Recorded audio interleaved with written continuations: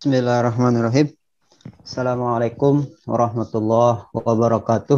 Waalaikumsalam warahmatullahi wabarakatuh.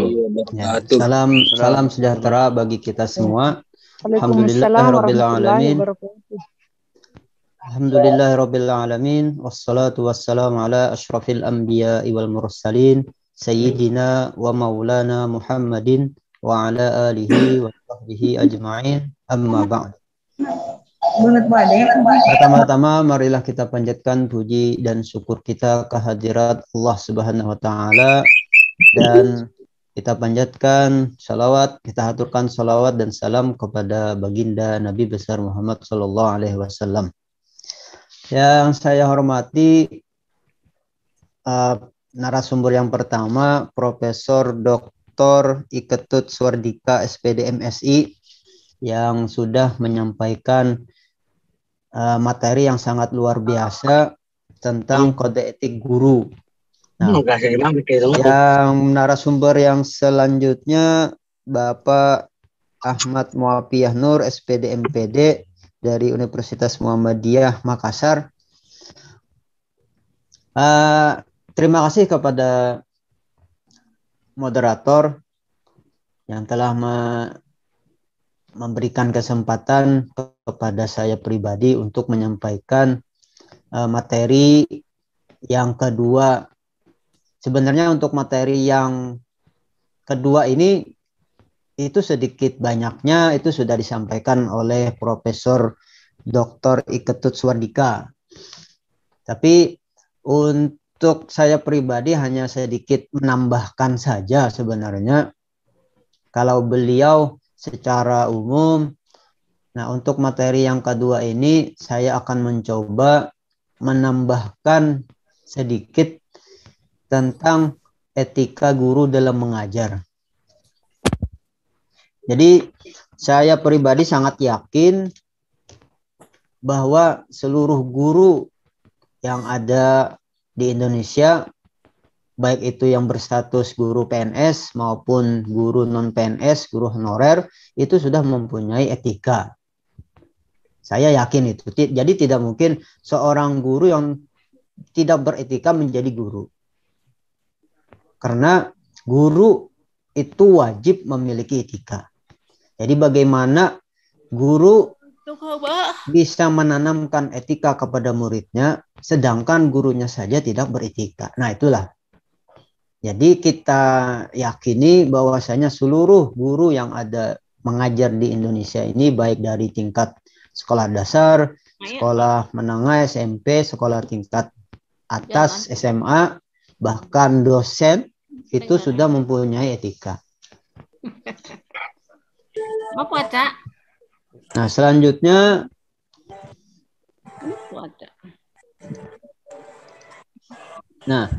kita membahas tentang etika secara bahasa dulu. Jadi sebenarnya etika kalau dalam bahasa Inggrisnya ethics itu berasal dari bahasa Yunani. Karena Yunani itu adalah merupakan sumber dari segala ilmu yang dari filsafatnya.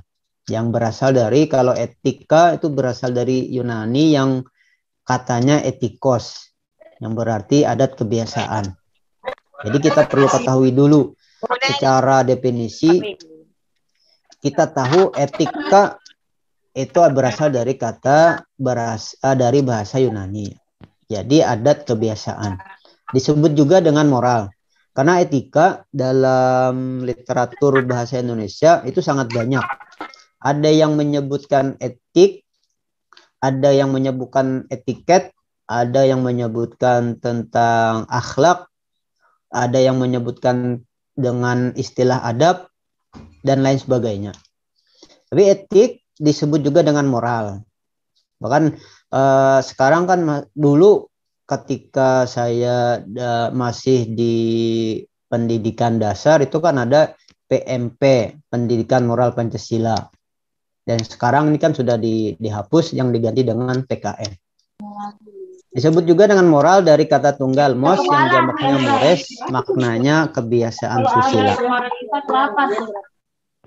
Itu etika secara bahasa.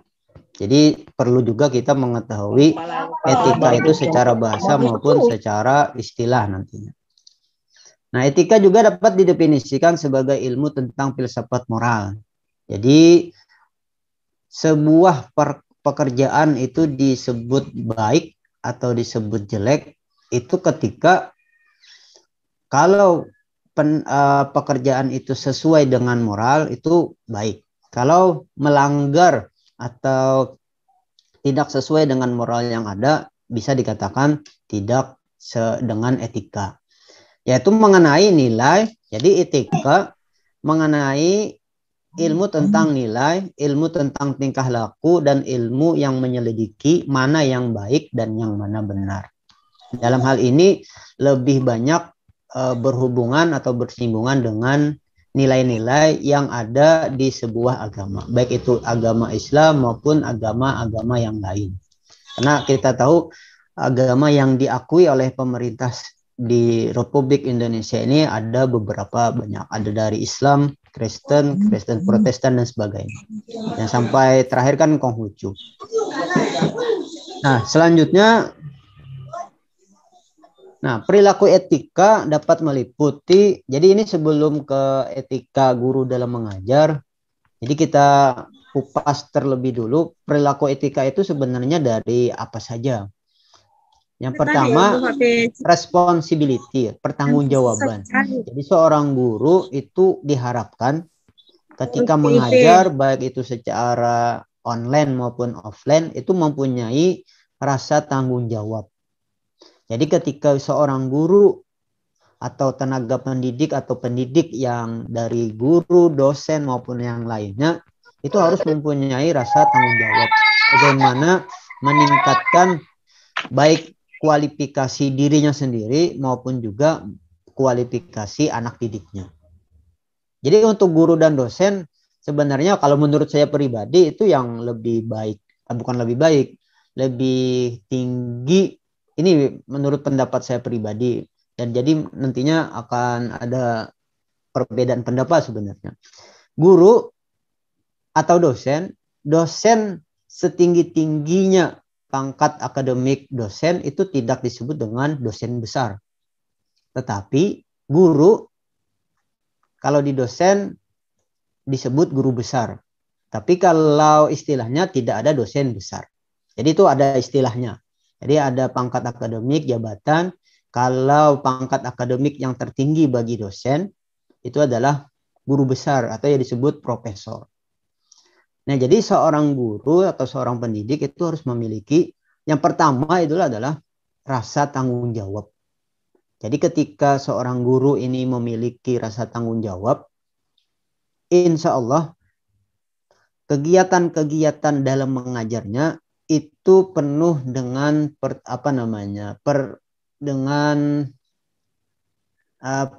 perencanaan dan pelaksanaan yang baik. Kalau misalkan guru itu tidak mengajar dengan rasa tanggung jawab, ketika dia sudah ngajar, ya sudah selesai. Baik itu seorang didiknya mau paham atau mau tidak, itu terserah mereka. Nah, itu guru yang kurang baik menurut saya. Karena dia tidak memiliki rasa tanggung jawab. Yang kedua, rasa pengabdian, dedikasi. Jadi seorang guru itu harus memiliki rasa pengabdian, dedikasi kepada institusi dia mengajar atau misalkan kepada anak didiknya. Jadi ketika rasa tanggung jawabnya itu sudah ada, itu akan mengakibatkan atau mempengaruhi dedikasinya kepada institusi di mana dia mengajar. Jadi sebenarnya antara poin 1, poin 2, dan poin setelahnya itu memiliki kaitannya masing-masing. Yang ketiga, kesetiaan, loyalitas. Jadi apakah dia loyal kepada institusinya? Jadi semuanya dari 1, 2, 3 bahkan sampai akhir pun itu akan ada hubungan dari poin 1, poin 2 dan seterusnya. Yang keempat, kepekaan, sensitivity. Jadi apakah ini sebenarnya ada kaitannya dengan poin yang pertama, tanggung jawab. Jadi apakah guru itu peka kepada siswanya ataukah tidak peka. Jadi bisa dikatakan ini empati. Karena ada simpati dengan empati. Karena beda antara simpati dan empati. Lebih baik empati. Karena kalau empati itu merasakan apa yang dirasakan oleh siswa dan berusaha yang tadinya sedih dapat mengubah anak didiknya menjadi senang. Kalau simpati kan cuma, oh dia lagi sedih, sudah cukup. Sampai situ. Yang seterusnya persamaan, equality. Jadi ketika ngajar, sudah dikatakan oleh Prof. Iketut Suwardika tadi, tidak ada namanya diskriminasi. Baik itu ada anak emas, anak perak, anak perunggu, dan lain sebagainya. Nah, yang seterusnya kepantasan, equity. Nah, kembali lagi ke definisi etika ini secara kamus besar bahasa Indonesia, karena istilah-istilah dalam bahasa Indonesia itu kalau tidak tidak mengetahui maknanya secara global, itu kita bisa kembali atau merujuk kepada kamus besar bahasa Indonesia. Ini dikutip pada KBBI yang terbitan 2008 halaman 402. Terus jadi, etika berarti pertama ilmu tentang apa yang baik dan apa yang buruk, dan tentang hak serta kewajiban secara moral. Jadi kita ketika tahu etika itu sudah terbayang di benak kita apa yang baik dan apa yang buruk. Baik itu yang ada hubungannya dengan agama masing-masing kita maupun ada adat istiadat. Yang kedua, kumpulan asas atau nilai yang berkenaan dengan akhlak.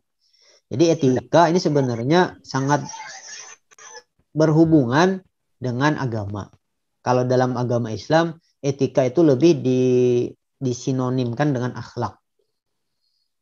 Itu kalau di ilmu agamanya disebut ilmu tasawuf.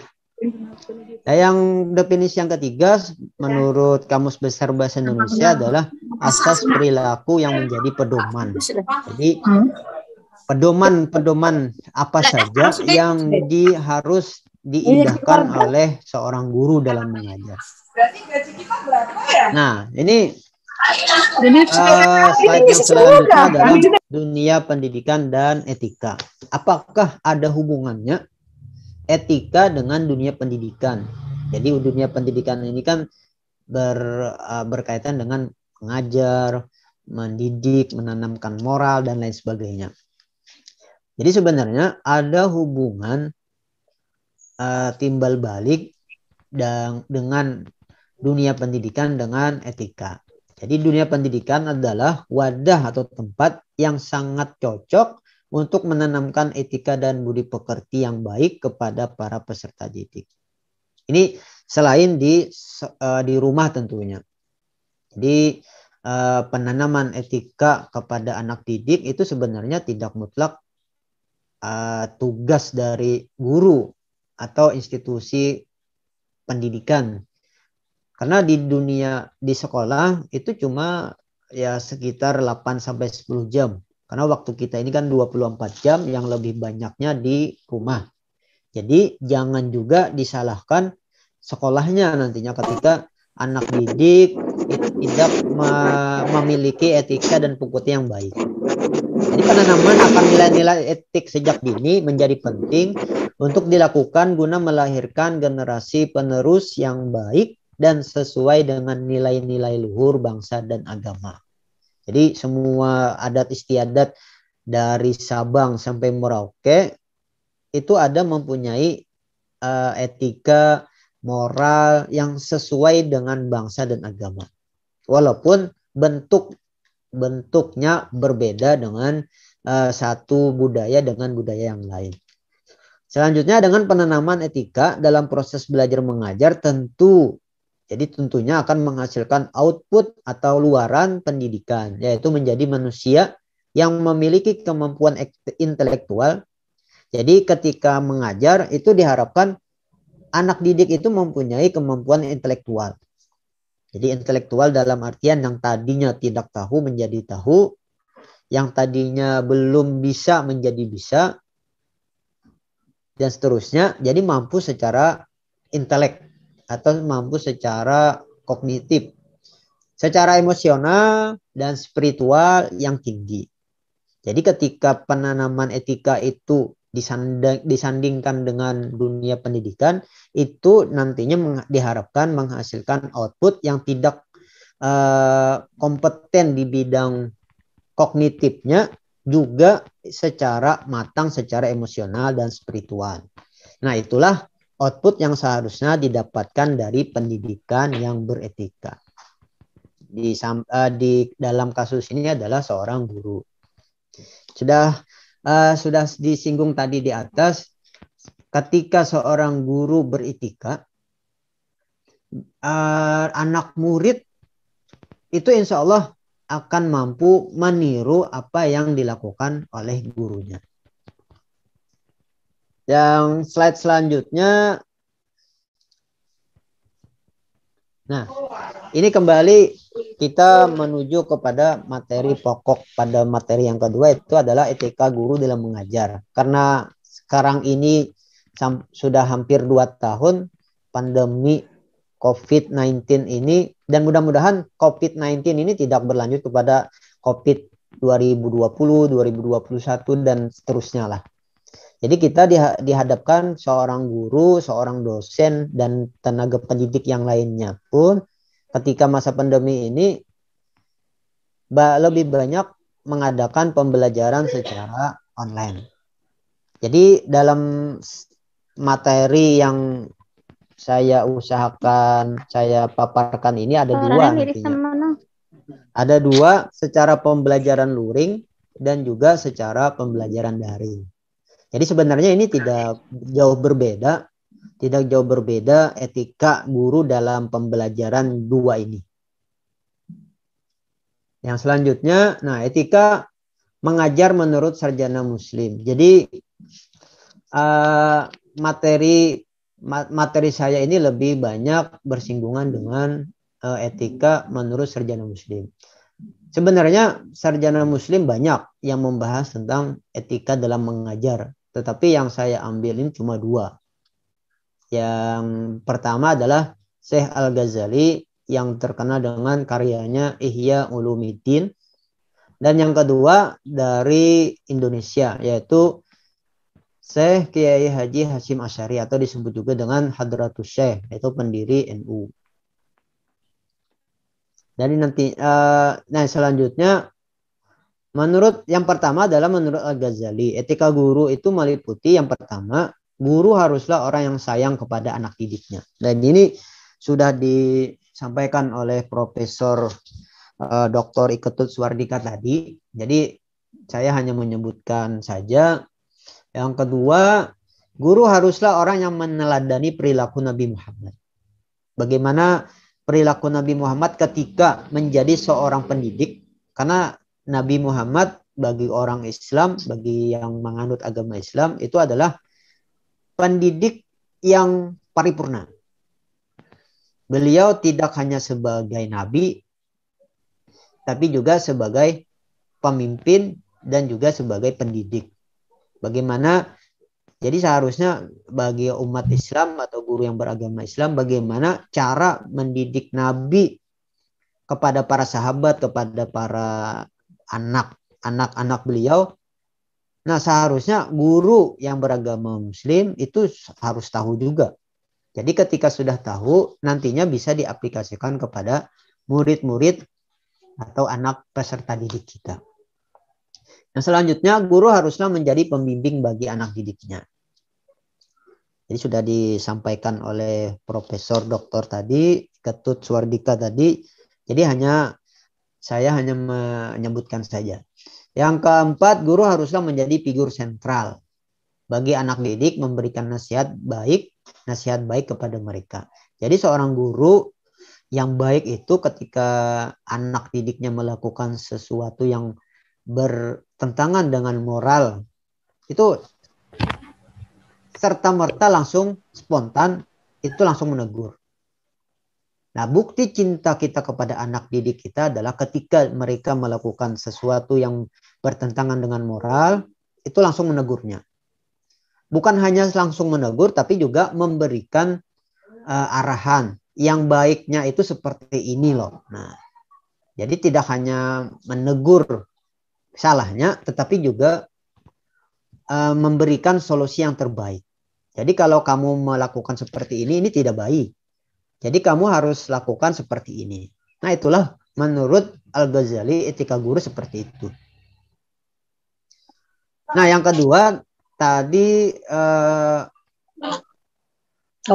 menurut Sarjana Muslim itu hadrat dari Al-Ghazali. Yang kedua ini diambil dari bukunya atau kitab karangan Hadratus Syekh Hasyim Asy'ari.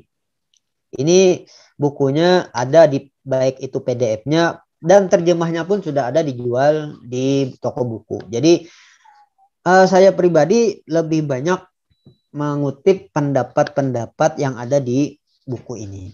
Jadi kitabnya ini diberi nama Adabul Ilmi wal Muta'allim.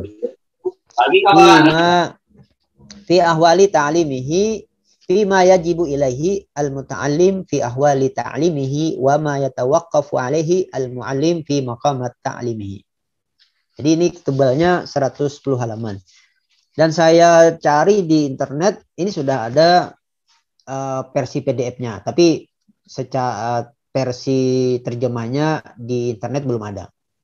Tapi kalau versi terjemahannya di toko buku sudah ada. Nah, selanjutnya kita membahas tentang etika guru dalam mengajar menurut Kiai Haji Hasyim Asy'ari.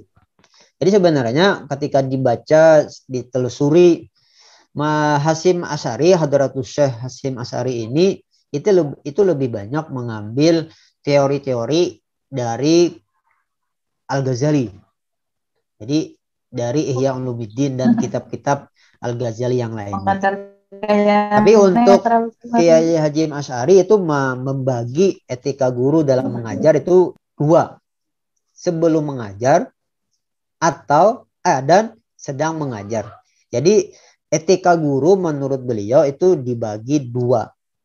Pra mengajar dan sedang atau sudah mengajar. Nah, menurut Hasyim Asy'ari ini ada 20 etika yang harus dipunyai oleh guru ataupun calon guru. Ini sebenarnya lebih banyak yang bersifat ke agama Islam sebenarnya. Bagaimana seorang guru itu mempunyai selalu ada niat yang baik. Jadi karena pekerjaan guru itu sebenarnya bisa menjadi amalan yang bernilai ibadah. Bagi di agama Islam, apapun pekerjaannya, ketika diniatkan untuk mendekatkan diri kepada Allah, contohnya guru, itu bisa bernilai ibadah. Jadi ketika guru itu berada di dalam sekolah, dia ketika sebelum berangkat ke sekolahnya berniat sebelum melangkahkan kaki keluar dari rumah, sengaja berniat aku ke sekolah untuk mendekatkan diri kepada Allah. Langkah demi langkah atau ketika menggunakan motor, ketika menggunakan mobil, putaran-putaran ban dari mobil dan motornya itu menjadi nilai ibadah. Nah, ini yang dipesankan oleh Hadratus Syekh Hasyim Asy'ari kepada guru-guru. Jadi yang menarik ini sebenarnya nanti bisa Bapak guru atau Ibu guru atau calon guru dibaca saja di slide-nya, nantinya akan di-share oleh Pak Panitia. Ini ada yang menarik bagi saya, etika yang harus dipunyai oleh guru menurut Hasyim Asy'ari yang di nomor 20. Nah, meluangkan waktu untuk menulis atau mengarang buku. Ini sebenarnya kan etika yang sangat jarang dilakukan oleh guru atau dosen sekalipun sangat susah. Ada yang sangat bisa meluangkan waktu untuk menulis atau mengarang buku. Jadi menurut Hasyim Asy'ari, yang menarik bagi saya adalah yang nomor 20, meluangkan waktu untuk menulis atau mengarang buku. Ya, walaupun menulis atau mengarang buku ini ada implikasinya kepada pangkat akademik, pangkat jabatan guru, tapi itu bukan niat yang pertama sebenarnya. Kalau yang pangkat akademik naik, jabatan akademik naik itu hanya sebagai bonus. Jadi mudah-mudahan kita seorang guru, seorang dosen atau tenaga pendidik yang lain bisa melakukan apa yang dipesankan oleh Hadrat Hasyim Asy'ari. Yang selanjutnya, etika guru dalam mengajar oleh Kiai Haji Hasyim Asy'ari tidak dijelaskan secara detail, tetapi beliau hanya memberikan gagasan secara umum saja. Nah, yang pertama, ini adalah agak simpulan dari yang 20 tadi. Guru hendaknya berniat untuk bertakarrub atau mendekatkan kepada Allah dan memakai pakaian yang bersih, rapi, serta wangi. Jadi seorang guru ketika melaksanakan pengajaran di sekolah, di kelas, itu hendaknya atau selayaknya menggunakan pakaian yang bersih. Jadi pakaian yang bersih itu tidak mesti baru, tetapi hanya bersih. Baik bersih itu dari noda, bersih dari apapun itu yang mempengaruhi atau mengganggu proses pembelajaran. Yang bersih ini juga nantinya disandingkan dengan rapi. Jadi apakah pakaian yang dipakai oleh guru ketika ngajar itu sudah disetrika atau belum, atau sebaliknya bagaimana? Tidak hanya bersih rapi, tapi juga wangi. Jadi bersih, rapi, wangi itu harus selayaknya dimiliki oleh seorang guru ketika mengajar di dalam kelas. Tidak usahlah misalkan parfum yang mahal, parfum yang branded misalkan, yang penting wangi. Wangi itu kan tidak terlalu mahal sebenarnya. Walaupun misalkan mampu menggunakan parfum yang branded, itu alhamdulillah bagus sekali. Jadi ketika di dalam kelas itu ketika mengajar itu ada wangi-wangian, itu nantinya akan mempengaruhi situasi baik itu psikologis anak didik maupun juga pengajar itu sendiri. Yang kedua, mengawali pelajaran dengan ayat Al-Quran, ini khususnya yang beragama Muslim. Berdoa untuk diri anak murid, kemudian dilanjutkan dengan ta'awudz dan basmalah. Jadi ini masuknya di ketika pendahuluan. Jadi selayaknya seorang guru yang seorang Muslim mengawali dengan ayat Quran, berdoa. Biasanya kan di kelas-kelas yang sering dipanjatkan doa itu adalah doanya Nabi Musa. Rabbishrahli sadri wa yassirli amri wahlul 'uqdatam min lisani yafqahu qauli. Jadi ini saya pribadi sangat banyak mendengar kesalahan siswa itu menyebutkan yafqahu qauli. Jadi ini sekalian ingat, mumpung ingat, bagi guru yang biasanya menyebutkan doa dan tidak mengoreksi bacaan anak didiknya, itu sebenarnya bacaannya adalah yang baik yafqahu qauli, bukan yafqahul qauli. Karena ayat-ayat atau ayat yang sebelumnya itu kan Rabbi syrahli sadri wa yassirli amri wahlul 'uqdatal, ada lulnya tuh. Jadi wa yafqahu qauli. Jadi ketika guru yang beragama Muslim mendengar anak didiknya menyebutkan yafqahul qauli, itu mohon dikoreksi. Bacaan yang seharusnya itu yafqahu qauli, tidak menggunakan yafqahul. Dan basmalah dan seterusnya. Nah, yang ketiga, mengeraskan dan merendahkan suara jika diperlukan, serta mengelola kelas agar kondusif untuk belajar. Dan ini nantinya akan ada hubungannya dengan materi pengelolaan kelas. Jadi, ada kalanya seorang guru itu keras dalam suara, tetapi ada juga kalanya rendah suaranya. Jadi, perlu adanya pengetahuan yang ketika keras itu diperlukan suara keras dalam situasi apa, dan rendah pun seperti itu juga. Yang keempat, jika guru ditanya anak didik dan dia tidak tahu, maka jujurlah bahwa dia tidak tahu. Nah, itu etika yang ditanamkan oleh Hadratus Syekh Hasyim Asy'ari. Apalagi yang berhubungan dengan materi tentang agama. Jadi kalau tentang agama itu bahaya sekali kalau misalkan guru memiliki ego yang tinggi. Sebenarnya gurunya itu tidak memiliki atau memiliki kualifikasi yang baik tentang agama.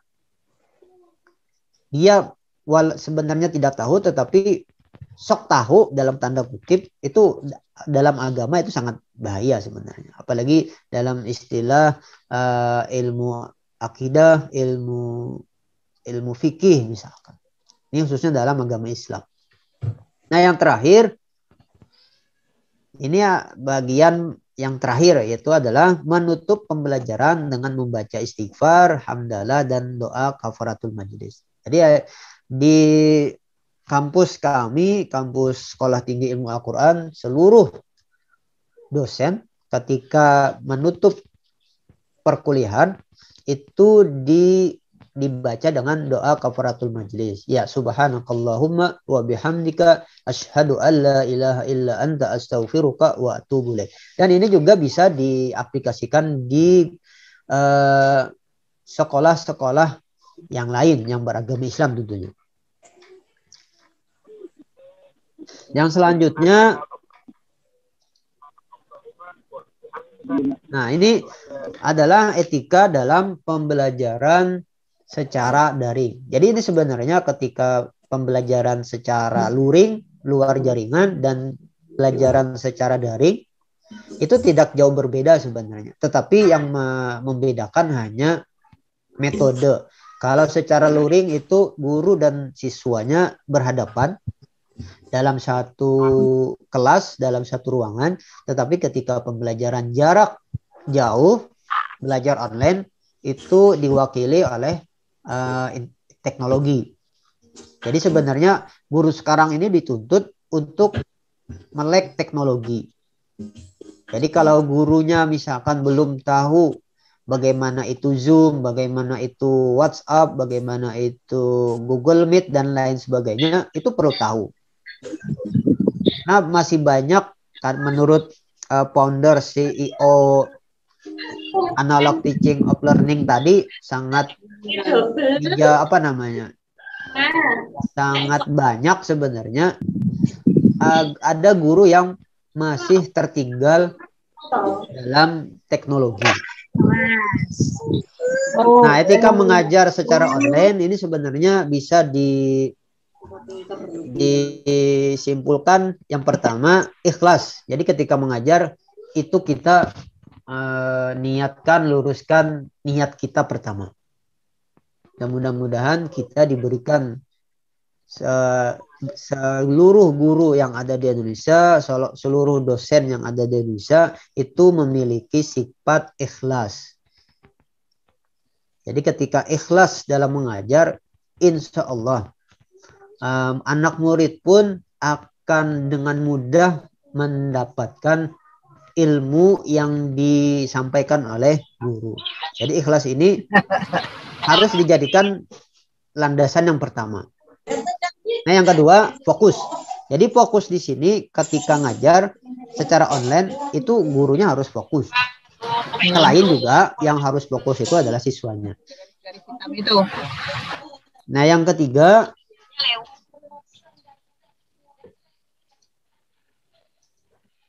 sabar. Jadi ketika online ini sebenarnya sangat banyak kendala, problem, baik itu yang berhubungan dengan jaringan internet, baik itu adanya gawai yang bermasalah, itu seorang guru seharusnya harus sabar. Bagaimana seorang siswa ataupun mahasiswa yang sangat jauh